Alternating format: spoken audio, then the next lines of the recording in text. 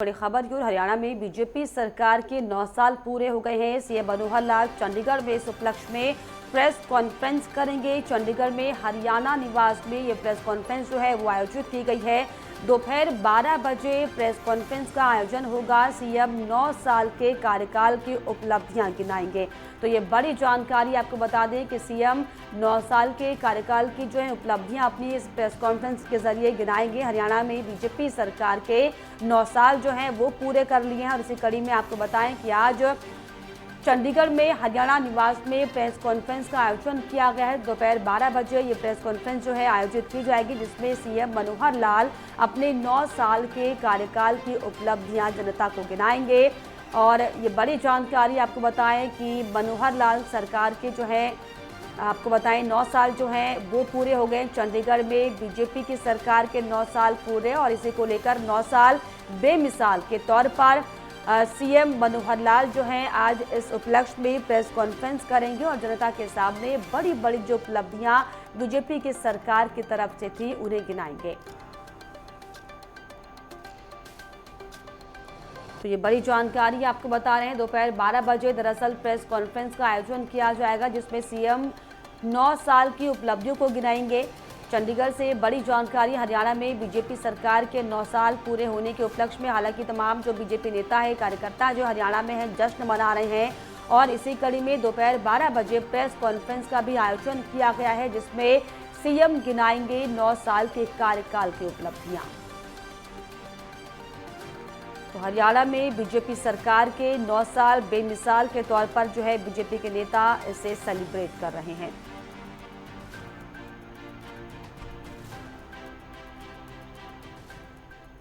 और इस पर ज्यादा जानकारी के लिए मेरी सहयोगी ईशा ठाकुर मेरे साथ लाइव जुड़े। ईशा, जिस तरीके से हरियाणा सरकार के जो है 9 साल पूरे हो गए इसको लेकर हालांकि कार्यकर्ताओं में जश्न है, लेकिन आज इसको लेकर प्रेस कॉन्फ्रेंस भी होनी है, क्या कुछ जानकारी, क्या किस तरीके से नेता इस जश्न को मनाते दिखाई पड़ रहे हैं?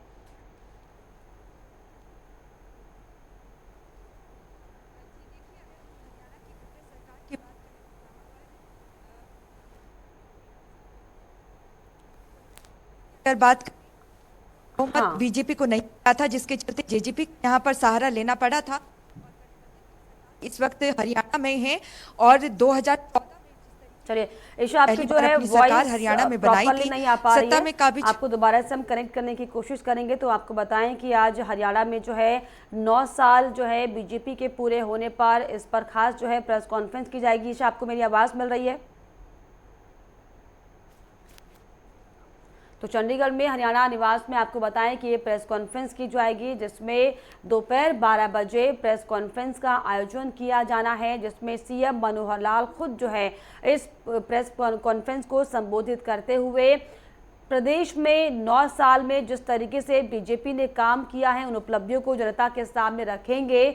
और 9 साल बेमिसाल के तौर पर आपको बताएं कि जो कार्यकर्ता हैं, जो नेता हैं, वो जश्न मना रहे हैं, क्योंकि जो है 9 साल बीजेपी की सरकार को हरियाणा में पूरे हो चुके हैं। इस 9 सालों में किस तरीके से क्या क्या उतार चढ़ाव रहे, किस तरीके से उपलब्धियां बीजेपी ने हासिल की, इन सब बातों का जो जिक्र है आज प्रेस कॉन्फ्रेंस में किया जाएगा। हालांकि आपको बताएं कि हरियाणा में किस तरीके से जेजेपी के साथ गठबंधन में सरकार है और इन तमाम मसलों को लेकर जो है आज प्रेस कॉन्फ्रेंस की जानी है, जिसमें 9 साल बेमिसाल के तौर पर अपनी बड़ी बड़ी जो उपलब्धियां हैं वो सीएम मनोहर लाल जनता के सामने रखेंगे। तो हरियाणा में बीजेपी के 9 साल पूरे होने पर बीजेपी नेताओं में, कार्यकर्ताओं में जो है उत्साह जाहिर तौर पर देखा जा रहा है। इसी कड़ी में आपको बताएं कि आज दोपहर 12 बजे जो है प्रेस कॉन्फ्रेंस करेंगे सीएम मनोहर लाल, जिसमें अपने 9 साल की उपलब्धियों का बखान किया जाएगा जनता के सामने। वो 9 साल में किस तरीके से बीजेपी ने कदम दर कदम आगे बढ़ते हुए जो बड़ी बड़ी उपलब्धियां अपने नाम की हैं, इनका जिक्र आज जनता के सामने प्रेस कॉन्फ्रेंस के जरिए सीएम मनोहर लाल करेंगे। तो आपको बता दें कि लगातार जिस तरीके से अब चुनावी ये माहौल है, ऐसे में 9 साल बेमिसाल के तौर पर बीजेपी कार्यकर्ता हरियाणा में जश्न मना रहे हैं। इसी कड़ी में सीएम मनोहर लाल चंडीगढ़ में प्रेस कॉन्फ्रेंस करेंगे और अपनी उपलब्धियों को गिनाएंगे। ईशा, आपको मेरी आवाज़ मिल रही है? चलिए ईशा, जिस तरीके से 9 साल पूरे हो गए हरियाणा की सरकार को, बीजेपी की सरकार को, ऐसे में आज press conference CM Manohar Lal करने वाले, क्या कुछ खास आज होने वाला है?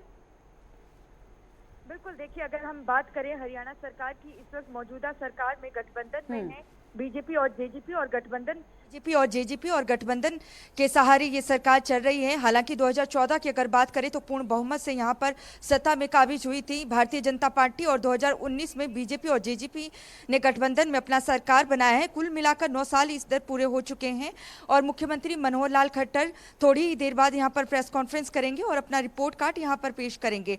9 साल में के कार्यकाल में जो काम बीजेपी की तरफ से किया गया है उसे यहाँ पर गिनवाने का काम मुख्यमंत्री मनोहर लाल खट्टर की तरफ से किया जाएगा। और यहाँ पर देखिए, मुख्यमंत्री पहले ही कह चुके हैं कि अगर हरियाणा की आर्थिक विकास दर की बात करें तो हरियाणा का आर्थिक विकास दर 7% से अधिक है, जो कि अपने आप में कहीं ना कहीं ये दर्शाता है कि हरियाणा की जो वित्तीय स्थिति है वो काफ़ी हद तक दूसरे राज्यों से ठीक है। लेकिन यहाँ पर देखिए, बेरोजगारी को लेकर विपक्ष हमेशा ही हरियाणा पर निशाना साधता है, खट्टर सरकार को सवालों के कटघरे में खड़ा करता है कि जो हरियाणा के युवा हैं वो सबसे ज़्यादा देश भर में बेरोजगार हैं। लेकिन यहाँ पर मुख्यमंत्री का कहना है कि 6.5 बेरोजगारी दर है इस वक्त हरियाणा की, और वो अभी स्थिर है, जो कि पंजाब और राजस्थान की तुलना में बहुत कम है। और इसी तरीके से अगर हम बात करें, क्योंकि बेटी बचाओ बेटी पढ़ाओ जो अभियान चलाया गया था वो हरियाणा से 2014 में पानीपत से इसकी शुरुआत हुई थी, और हरियाणा से इसलिए इसकी शुरुआत रखी गई थी क्योंकि लिंगानुपात की अगर बात करें तो लिंगानुपात में जो महिलाओं की संख्या है वो हरियाणा में काफ़ी कम थी, लेकिन उसमें भी काफ़ी ज़्यादा सुधार हुआ है और 16 फास्ट ट्रैक कोर्ट यहाँ पर बनाए गए हैं। इसके अलावा अगर दुष्कर्म के मामले बच्चियों के साथ सामने आते हैं, 12 वर्ष तक की आयु के जो बच्चियां हैं, अगर उनसे दुष्कर्म होता है तो फांसी तक की सजा का प्रावधान यहाँ पर है। इसके अलावा मुख्यमंत्री अंत्योदय परिवार उत्थान योजना की अगर बात करें तो इसके तहत एक लक्ष्य मुख्यमंत्री की तरफ से रखा गया है कि 1 लाख के करीब गरीब परिवारों के जीवन का उत्थान करना है। तो ऐसे में रोजगार मेले का आयोजन भी किया गया और 50,000 ऐसे गरीब परिवार हैं जिन्हें बैंकों के जरिए ऋण भी मुहैया करवाया गया है। ये तमाम वो उपलब्धियां हैं जिन्हें गिनवाने की कोशिश यहाँ पर एक बार फिर से मुख्यमंत्री मनोहर लाल खट्टर करेंगे। दोपहर 12 बजे का समय तय है, हरियाणा निवास में प्रेस कॉन्फ्रेंस की जाएगी और तमाम वो बातें यहाँ पर रखी जाएगी, उपलब्धियाँ रखी जाएगी। और इस जो प्रेस कॉन्फ्रेंस में नज़र इसलिए भी टिकी है क्योंकि अगले साल विधानसभा चुनाव लोकसभा के बाद हरियाणा में भी होने हैं, लेकिन अटकलें यहाँ पर ऐसी भी है कि हो सकता है अक्टूबर में विधानसभा चुनाव अगले साल ना हो और पहले ही चुनाव भी करवा दे। तो मुख्यमंत्री की पूरी कोशिश ये रहेगी कि जो भी काम काज यहाँ पर किए हैं 9 साल के भीतर उन सबको जनता के समक्ष प्रेस कॉन्फ्रेंस के माध्यम से रखा जाए। बिल्कुल जी, 9 साल के किए गए कामों को जो है आज जनता के सामने सीएम मनोहर लाल अपनी बातों को रखेंगे, प्रेस कॉन्फ्रेंस करेंगे। ऐसे में जिस तरीके से ईशा, अगर 9 सालों की बात की जाए तो इन 9 सालों में भले ही सरकार ने कई उपलब्धियां अपने नाम करी, लेकिन कई बार सरकार के नाम किरकिरी भी आई। हमने किसान आंदोलन भी देखा और इसके अलावा कई ऐसे मसले सामने आए जब सरकार ने किरकिरी का सामना किया, लेकिन बखूबी उसमें आगे बढ़ते हुए जो है अपनी जवाबदेही सबके सामने रखी। और इसी का जिक्र आज जो है सीएम मनोहर लाल जाहिर तौर पर प्रेस कॉन्फ्रेंस में भी करने वाले हैं।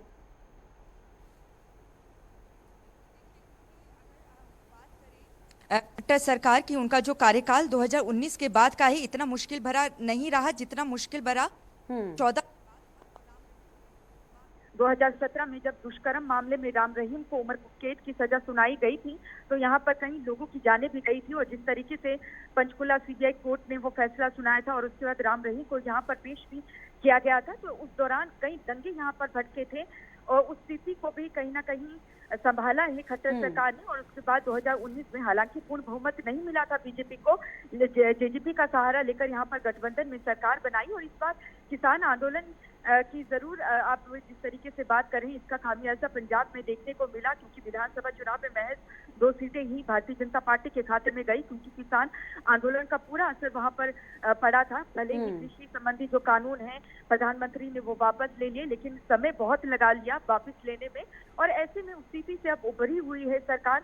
कई तरह के पोर्टल भी यहाँ किसानों के संबंध में लॉन्च किए गए हैं। हालांकि विपक्ष हमेशा ये निशाना साधता है कि ये पोर्टल वाली सरकार है, लेकिन सरकार का ये कहना है कि ऑनलाइन प्रक्रिया जिस तरीके से की गई है हर चीज को उसमें पारदर्शिता आई है। चाहे नौकरियों की बात करें या किसानों संबंधी की बात करें, आढ़तियों को बीच से बिचौलियों को हटाया गया है, तो इसका सीधा लाभ किसानों को हो रहा है, ऐसा मुख्यमंत्री का भी कहना है। तो कह सकते हैं कि गठबंधन में जरूर है सरकार, लेकिन यहाँ पर मुख्यमंत्री कोशिश करेंगे कि जो केंद्र की बीजेपी की योजना है उसे ही साफ तौर से आगे लाया जाए, क्योंकि बीजेपी अकेले अपने दम पर 90 की 90 विधानसभा सीटों पे चुनाव लड़ेगी और उसमें गठबंधन का सहारा नहीं लिया जाएगा। चलिए, बाकी ऐसे में देखने वाली बात होगी कि किस तरीके से अब जो है बीजेपी अपने 9 साल बेमिसाल के तौर पर हालांकि इसे सेलिब्रेट करे, लेकिन ऐसे में अब क्या कुछ जो है बातें इसको लेकर विपक्ष भी करता है। बहुत शुक्रिया फिलहाल आपका इच्छा, तमाम जानकारियों के लिए, तमाम बातचीत के लिए।